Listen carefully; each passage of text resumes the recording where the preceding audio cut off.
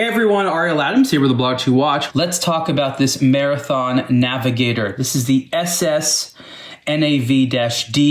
Navigator, and this is sort of a remake, a modern version of a watch that has been in Marathon's history, going back quite some time, and we talk more about that in the review. But this was an important watch for Marathon, and the company wanted to bring it back, and they did so in a very interesting way, using a high accuracy quartz movement. This is produced by Swiss's ETA, and you can find the same movement in some other high-end quartz watches by some ETA brands, like Certina, for example, has these press-to-drive movements. And this is a high accuracy quartz, which essentially means it's going to get accuracy of about 10 seconds a year versus a standard quartz, which is about 10 to 15 seconds a month. So that's, several orders of magnitude more accurate. And there's other little cool features that these movements have, including some self-correcting hands. One of the things that's important about this newer generation of quartz movements is that they can carry heavier hands, which is necessary because you can see here these hands have tritium gas tubes, which are also applied on the dial near the hour markers. And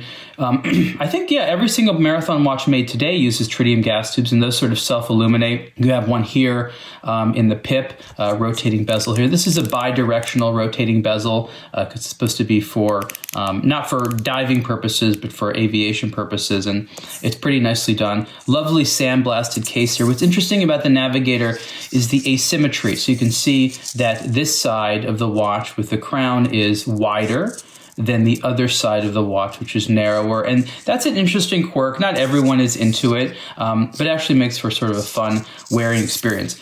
Marathon offers two straps, which are nearly identical with this watch. This is the slightly nicer one, which I recommend. There's a slight issue with it, and I'll show you when I put it on my wrist. I wouldn't call it an issue. Well, you'll see what I mean. But the case overall is a very elegant profile, nice curves. That's one of the things I like about Marathon. Even though they are essentially military tool watches, they're still pretty, as much as an instrument watch can be. Legibility is very, very high.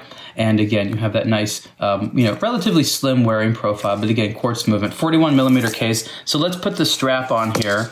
And I always get awkward putting on the strap on camera. I feel like I never do it quite elegantly enough. Sometimes I get it real nice, but it's always like people are like, oh, just rush through that part. So you can see here that I'm feeding this sort of NATO style-esque strap here through the hardware. But that's how you have to put it on, which is a little bit different than normal. You'd think you could put it on through this piece of hardware, but you notice this piece of metal hardware here is too thin for extra strap material, but this one is thicker or wider, I guess you could say, so you can slip it through. So that's not how you would normally do it. I have smaller wrists, so there'd be a little bit less slack with others. So I guess maybe the idea is that it would wear sort of just like that. But that's a slightly awkward way of wearing this. It does create less bulk right here.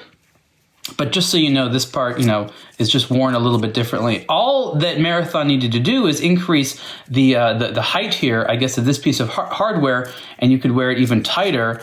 Not sure why they didn't do that. There's probably a reason, but that was the only kind of strange thing about this watch. You can see here 41 millimeters wide, really nice size, handsome looking. That asymmetry makes it wear kind of cool. And I think that, especially given the fact that a lot of people like these as beater watches, having it be quartz versus mechanical is kind of nice because you can just sort of pick it up and it'll be accurate. Just for comparison's sake, I have the other latest new Marathon watch here on my other wrist. This is at the opposite end of the spectrum. This is the Jumbo Day Date, and it is 46 millimeters wide. So you can sort of see here on the wrist, two new Marathon watches that came out in 2023, but very different wearing profiles.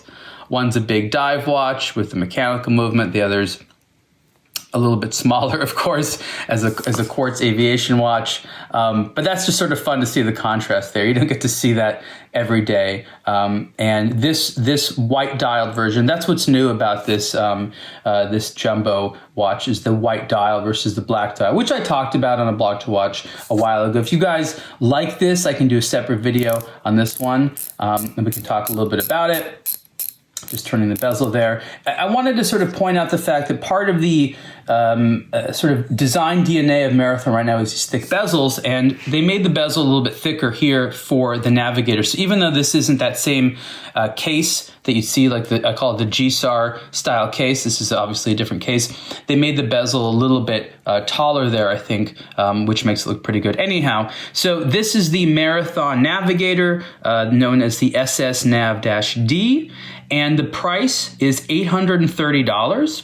You can see the full review on aBlogtoWatch, and then, do all that stuff you're supposed to do on YouTube, subscribe, be notified of our videos and all that stuff. So thanks again, everyone who's been watching the aBlogtoWatch YouTube channel for a long time. And for those of you that are just getting started, welcome. We have years and years of content. Thanks, everyone.